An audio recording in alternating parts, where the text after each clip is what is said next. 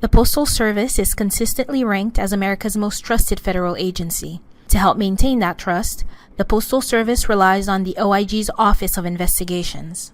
While the majority of postal employees are dedicated and trustworthy individuals, a few employees and contractors betray that trust. When that happens, OIG special agents get involved. During the reporting period of October 1st, 2013 through March 31st, 2014, for our semi-annual report to Congress, we highlight the work done by the Office of Investigations in the areas of mail theft, financial fraud, healthcare fraud, and contract fraud, including our Major Fraud Investigations Division, or MFID. In the area of mail theft, we completed 646 investigations, made 175 arrests, 493 administrative actions were taken with over $100,000 returned to the Postal Service.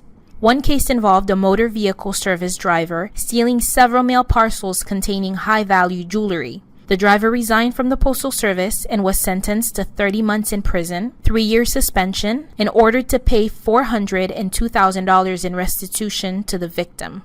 Our financial fraud investigations uncovered employees who embezzle funds, misuse money orders, or steal and misuse postal-issued credit cards.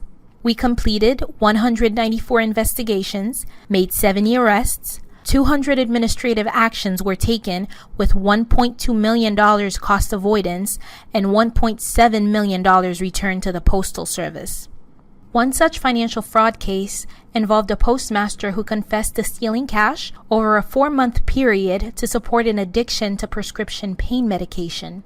The former postmaster was removed from the Postal Service, sentenced to 6 months in prison, 3 years probation, and will be spending 60 days in a halfway house. In addition, the former employee was ordered to pay over $8,000 in restitution to the Postal Service. Employees who suffer a work-related injury or illness receive monetary or medical benefits known as workers' compensation. Our special agents aggressively investigate fraudulent claims by employees and providers. We completed 447 investigations, made 38 arrests, 81 administrative actions were taken with a cost avoidance of over $168 million and over $10.5 million returned to the Postal Service. One of our investigations uncovered a letter carrier working as an assistant to her husband, a master plumber. The carrier was observed lifting heavy equipment and playing golf while receiving workers' compensation benefits. The carrier failed to report outside income and employment. She also exceeded her medical restrictions. The carrier was sentenced to 36 months probation, 90 days home confinement, and ordered to pay about $31,000 in restitution.